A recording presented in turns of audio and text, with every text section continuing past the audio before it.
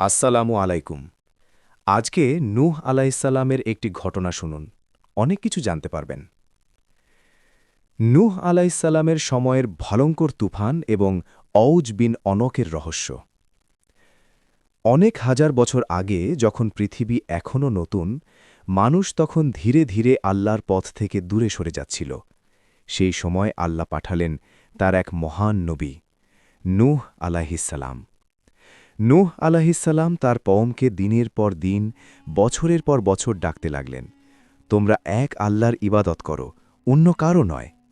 কিন্তু মানুষ, তারা হাসত, উপহাস করত, বলত, তুমি তো একজন সাধারণ মানুষ, আমরা কেন তোমার কথা শুনব? নূহ আলাইহিসসালাম থামেননি।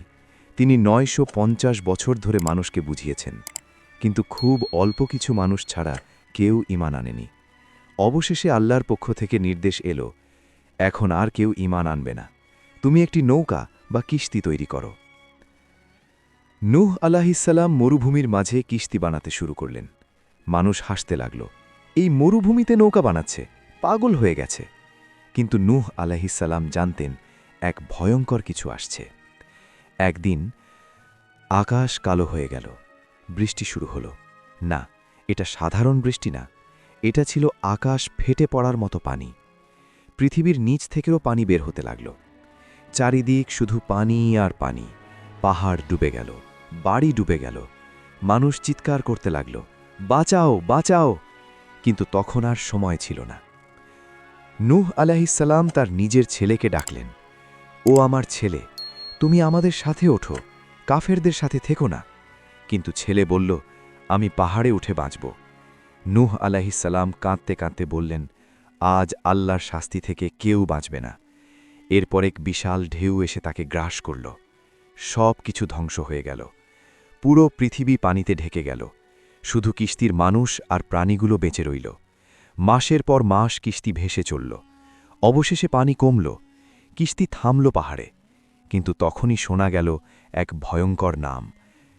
সব মানুষ ডুবে গেছে, তবুও কিছু মানুষের মাঝে একটি গুজব ছড়িয়ে পড়ল, একজন আছে যে ডুবেনি। তার নাম অউজ বিন অনক। কে ছিল অউজ বিন অনক?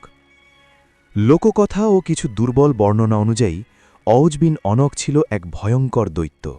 তার উচ্চতা ছিল আকাশ ছোঁয়া। বলা হয় সে এত লম্বা ছিল যে সমুদ্রের পানিও তার হাঁটু পর্যন্ত আসেনি। সে ছিল অত্যন্ত শক্তিশালী ও অহংকারী। মানুষ বলত সে নূহ আলাইহিসসালামের তুফান থেকেও বেঁচে গেছে।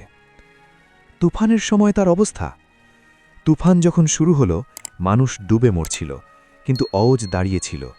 পানি উঠছে উঠছে, কিন্তু সে হাসছিল, এই পানি আমাকে কিছুই করতে পারবে না।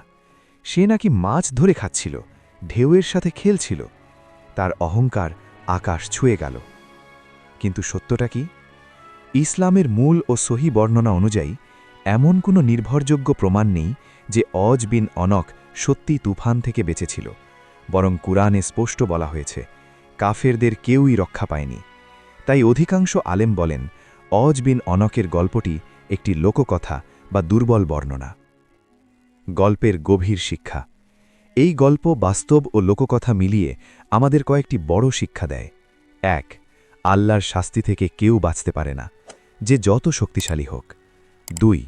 অহংকার মানুষকে ধ্বংস করে। অজ যদি সত্যি থেকেও থাকে, তার গল্প শুধু একটি সতর্ক। ৩. ঈমানই একমাত্র নিরাপত্তা। নূহ আলাইহিসসালামের সাথে যারা ছিল, তারাই বেঁচেছিল। পানি কমে গেছে। নূহ আলাইহিসসালাম কিস্তি থেকে নেমে আসলেন। নতুন পৃথিবী শুরু হল। কিন্তু সেই ভয়ঙ্কর তুফানের গল্প আজও মানুষকে মনে করিয়ে দেয়, আল্লাহর অবাধ্যতা কখনো নিরাপদ নয়। আর কোথাও মানুষের কল্পনায় আজও ঘুরে বেড়ায় এক দৈত্যের ছায়া, অউজ বিন অনক।